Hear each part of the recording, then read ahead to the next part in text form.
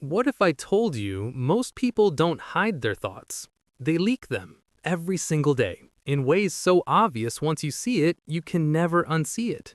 You think mind reading is some supernatural gift, but in reality, it's just understanding patterns that people repeat without realizing.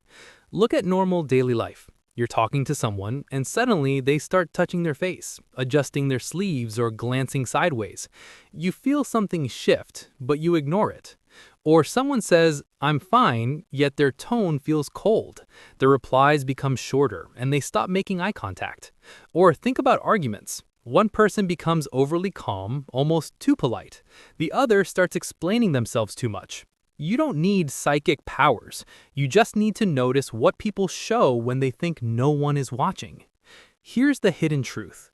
Human brains are designed to protect emotions, not hide them perfectly. When someone feels anxious, guilty, attracted, or threatened, their mind sends tiny signals through their body, voice, and timing. It's like pressure inside a sealed bottle. No matter how tight the lid is, some air always escapes. Psychologists call this emotional leakage, but you don't need fancy terms to understand it. Just remember this. People don't reveal their thoughts with words. They reveal them with inconsistencies. That's the first dark psychology trick. Watch for mismatch, not message. The second trick is silence. Most people rush to fill silence because it makes them uncomfortable. But when you pause after asking a question, when you hold eye contact, when you say nothing, you create psychological pressure. And under pressure, people talk more than they plan to. It's like holding a mirror in front of someone. Eventually, they start speaking just to escape their own reflection. Third trick, emotional mirroring. People instinctively trust those who feel like them. If you match someone's energy, not copying, just aligning, they subconsciously feel understood. And when people feel understood, they lower their guard. Their true thoughts begin to surface naturally. Now here's something important. People stay blind to these patterns because they focus on what is being said, not how it's being expressed. It's like staring at the waves on the ocean while missing the massive current underneath. Words are surface. Behavior is depth. And most people never look deep enough. Here's a myth you need to drop. Mind reading isn't about controlling people. It's not about manipulation. It's about awareness. Because the moment you understand human signals, you stop being easily deceived. You stop overthinking mixed messages. You stop chasing unclear intentions. You see reality faster, and that gives you emotional power. Now let's reframe something. These dark psychology tricks aren't evil tools.